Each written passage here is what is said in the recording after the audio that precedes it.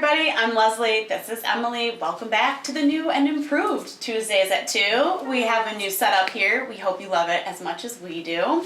Now this week we are talking to you about the 7 retail trends to watch in 2020. If you've been paying attention to the news, you might have been hearing about some dramatic changes in the retail landscape. Places like Macy's, Pier 1, Bed Bath & Beyond, shuttering stores, cutting back.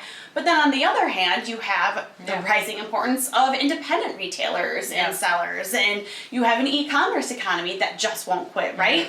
So needless to say, retail is extra bewildering at the moment. So that's why we wanted to cultivate a list of things that you should look out for in 2020. All right, number 1, pure play retail is less pure. So what is a pure play company? That is a company that focuses solely on a particular good or activity. So think of Casper mattresses. They only do mattresses, right? So these companies used to be solely e-commerce and digital. Now you're going to see these pure play companies moving into the brick and mortar space. Even Casper, I saw in Target over in 2019. You're going to continue to see more and more of that pure play company transition to be less pure. Crazy. Okay, number 2 is the changing purpose of stores, right? So piggybacking off of number 1, we have the actual purpose of physical brick and mortar stores changing, okay? So all told, digitally native brands are set to open 850 stores in the next 5 years, right? Which is so crazy because you think all these big brands like Macy's shutting and then all these new stores opening, right? So why? It's because the cost of customer acquisition when you're solely online is really expensive, okay?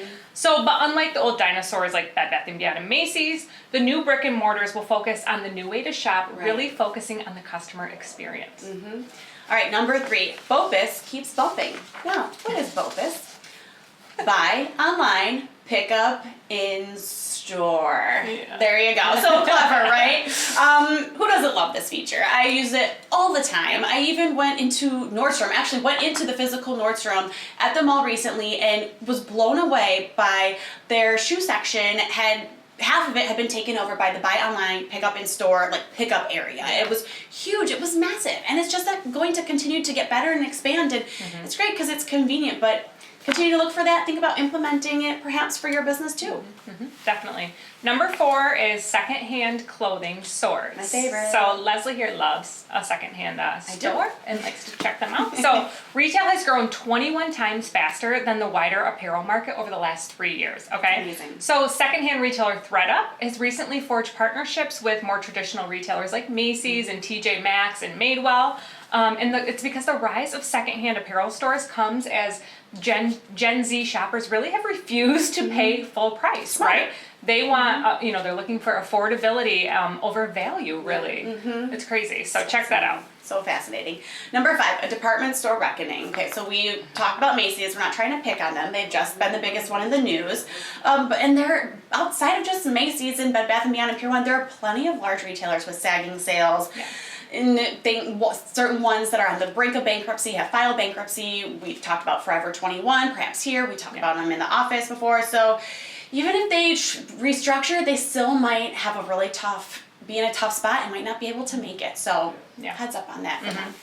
Okay, number 6 is an extended election impact. So this one's obviously not as obvious as some of the others, but the election really could impact retail during the whole presidential election, right? So experts are claiming that it could create volatility and uncertainty for the financial markets and really distract customers, which means less shopping, right? It's November, that's the holiday shopping, right? So yeah, it'll be interesting to see, for sure. Okay, number 7 is the circular economy expands. Oh, I love this one. So from rental services to resale, the circular economy really took hold in 2019. So more brands are jumping on the trend, joining apparel services like Rent the Runway, an e-commerce platform ThredUp that we talked about, and even furniture rental companies like Furnish and Feather.